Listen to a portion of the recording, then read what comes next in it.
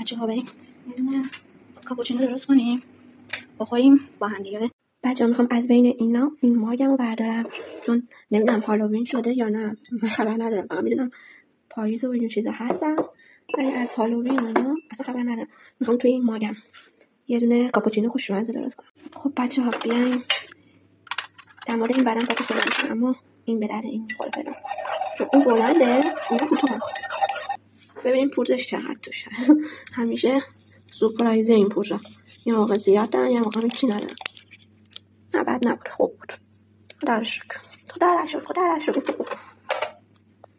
بچه‌ها بهتون گفتم میخوام در مورد این قاشق صحبت کنم. ببینید این قاشق اگه یادتون باشه من چند تا از این قاشقات دارم که سادن. خب بعد اومدم یه دونه از این کادوها که این کادوش خیلی بزرگه، این یکی که خیلی کوچیکه، چند تا از این کادوها من پارسال خریده بودم. این سایزهای مختلفش رو گرفتم، این بزرگترشه، چند تا سایز گرفتم.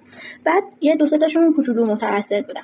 بعد اینجوری یه دونه واسه خودم درست کردم، یه دونه هم واسه یه زهرا درست کردم. ببینید از تو کابینتش، ببینید اینم واسه زهرا درست کردم. دو تا درست کردم واسه دو تا ایمون. بعد به زهرا گفتم واسه تو قشنگ‌تر در من، واسه خودم خیلی برده بودم بالا. اول واسه خودم درست کردم چجوریه، بعد واسه زهرا خوشگل‌تر در من. یعنی من آوردم وسط این قاشق، یعنی بین این اینجا یه حالا اینجا هم چیزی آویزون کنی و من آوردم این وسط گذاشتم، واسه خودم خیلی بردم کادو رو بالا. به زهرا گفتم واسه تو قشنگ‌تر در من. ولی خوب شد. اگر چیز دیگه‌ای هم به نظرم قشنگ اومد روی این یکی کار می‌کنم.